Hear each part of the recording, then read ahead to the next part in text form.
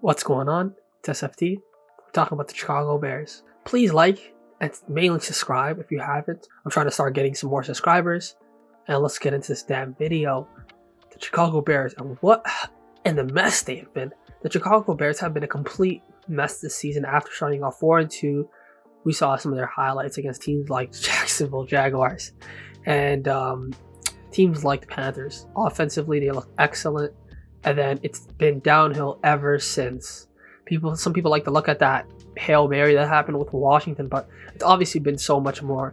In the first video I've ever made, I've highlighted some of the issues they've had, and I mainly talked about the difference in development between their offense and their defense in terms of their stages that they're at, and not just that, the coaching issues that they have in keeping the head coach. But now looking at it, they fired their head coach, fired their offensive coordinator, and it's been such a bad season for their new franchise quarterback. But let's look into the last 2-3 games. Yesterday night, on Thursday Night Football, we had one of the worst offensive performances I've seen all season from two offenses in Seattle and Chicago. And what do I have to say about Caleb Williams? Struggling to make his reads, consistently getting pressured, offensive linemen not picking up on the blitz, lack of communication, lack of not just development in their offensive line, but what are these guys being taught? Some of the pressures that leaked were mistakes. Okay.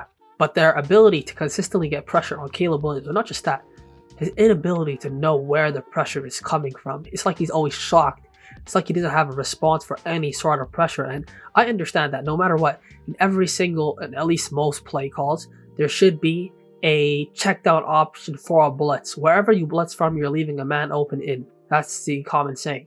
But he never looked like he understood an option. And I thought that last sequence, those last 4 plays, where he's just chucking the ball up as he's getting blitzed, was a perfect showing of what was going on in this game. Ineptitude, struggle, and a sorry performance at home. A bunch of people with brown bags on their heads looking extremely sad. It's really sad to see fans like that. Like, I'm a Dolphins fan. I would know, but I feel so bad for some of these fans who expected it to be so much of a better year. And nobody's expecting a playoff run. No, we're expecting maybe a 6-9, Is that too much to ask for? 6-9, 7-8 if we're asking for a lot. But a couple of big wins. But to consistently lose and sometimes get blown out in these bigger games has been nothing but a disappointment. They have shown fight, I'll give them that. Like against Green Bay, like against the Lions on Thanksgiving, like against the Vikings at home, but not enough. Consistently not enough, not getting their ineptitude in those last couple of phases. And I can't look at their head coach right now and say, you're doing a terrible job, because he's just been thrown into the situation. He was never prepared for the situation. But we got to talk about this coaching situation. They decided to keep Matt Eberflus and go into the season. I obviously wasn't a big fan of that. Nobody was really a big fan of that. I just couldn't understand the mentality behind it. You got a poor offensive coordinator that was not excellent with his previous coaching staff. But guess what? I say it all the time. A lot of these coaches are hired because of politics. It does not have to do with their capabilities. It has to do with their relationship with the coach. That's why they get hired. Let's be honest about this, Ed. He was one of those hirings, ended up getting fired soon. Same thing with the head coach. A new coach trusted on in the situation. But I want to talk about just the consistent ineptitude that this front office shows, and not just signings and not just developments, right? The Chicago Bears fail in so many different levels of the organization. Front office failures, owners failures, GM failure. He did some good things, but not good enough. Failure. You look at your head coach, failure. Assistant coaches. Is there any really good assistant coaches you can look at? Is there any really good defenses? You spend a lot of money on defense. You have the defense that you want to have. Just not good enough. I'm looking at this team consistently and I'm like, the defense is there. I 100% agree with that. In my first video, I talked about how this defense is so much more advanced in this offense in terms of this is a playoff to Super Bowl caliber defense. And some people may disagree with me, but I believe it is. And I looked at this offense and I'm like, this offense is not close to there. Why is there so much resources being invested in this defense? And not just that, why is there so much resources being invested in a receiving core? Bro, you need to run the football. You guys can't run the football. You need to establish the run. You need a certain level of toughness. You need to invest heavily in your offensive linemen, whether it be poaching or sending draft picks for other teams, established guards, established tackles, especially tackles, because you would see the last couple of weeks, these Chicago Bear tackles have been absolutely getting fried consistently. But the main reason why this defense has been so much more advanced is Because of the coach. The coach went to this team I believe it was 3 years ago, and had a bad defense. Was brought in to develop this defense. Didn't really spend the money necessary at first to develop the defense. They were poor second year. They were also not the best defense third year. After you get all your signings in, you develop some of the guys, or you bring in some guys, or even some of the guys that were already there were developed by other coaching staffs. That's when you can then pick it up. But it's just too late. It's just too late. You look at your offense, ineptitude at its finest, and this organization, like, I don't know how you find so many ways to fail. This organization is so delusional. What makes you think that you can make a playoff run? What type of signings is this? Keenan Allen. What type of signing is a Keenan Allen? What type of pick is Rome Odunze? Your receiving core last year did not need to be upgraded that much. The main issue you guys had was you couldn't run the football. You had star receivers, DJ Moore.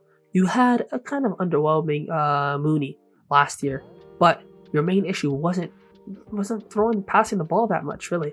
You couldn't establish a run. You did struggle with explosive plays, I'll give you that, but you spend 9th pick and to go get Keenan Allen. I can't wrap my head around it. Like, the more you look at it, you're 4-12 now.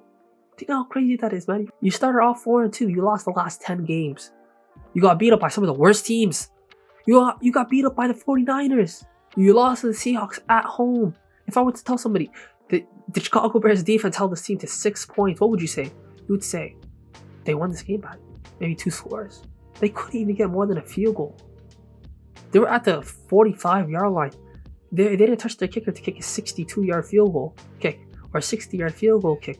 Man, that's the best you got, coach. Like, what am I watching? Like, there's no way this team was tackling last night. And I'm not going to get too much on the head coach because while the play calling last night was absolutely egregious, the execution was absolutely egregious, the development and the decision of the GM really were just exposed last night.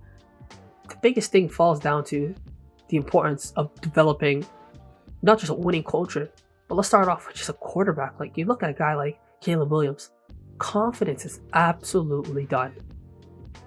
Every single play I see him, heads dropping, looks overwhelmed, doesn't know what he's doing, lacks confidence, and I feel so bad for the kid. You know, you're just having such a tough time out there, dying out there. You can't run the football at a high level. You're not making the right reads. You're not throwing the ball with anticipation on time. You always look like you're a step behind it. You look like you're playing bad. And you're a lot better than this. You're not a bad player. If I were to compare him, like my first video, to Bryce Young, I thought Bryce Young was an excellent comparison in terms of how difficult the situation they initially entered was in terms of an offensive line not being established. Now, the Panthers' offensive line, they're far better, but a receiving core that was, he was given a far better receiving core than Bryce Young was, but I was talking about the confidence that he has. And you can see Bryce Young, even though some games, right, he didn't have the best statistical games, but those big plays he's making, those extensions he's making, he's running for a first down, he's working his butt off, he's making the reads. Now he looks like he's so much more on time, on rhythm, the confidence, the swag, it's there. I'm watching a guy like Caleb Williams, head's always down, complaining. Man, I listened to some of his press conferences, the guy can't speak properly. Just no confidence, no composure, and I see his offensive linemen picking him up more than they block for him, to be honest with you. Like, they are consistently just picking this guy up off the floor. He's not getting rid of the ball fast enough. The maturity he shows on the football field is underwhelming. His decision making is poor, and there's just so much more issues. And you're really breaking this guy down rather than building him up this first year. This year has been an absolute disaster if you're a Chicago Bears fan. How we're going to look next year? Who knows?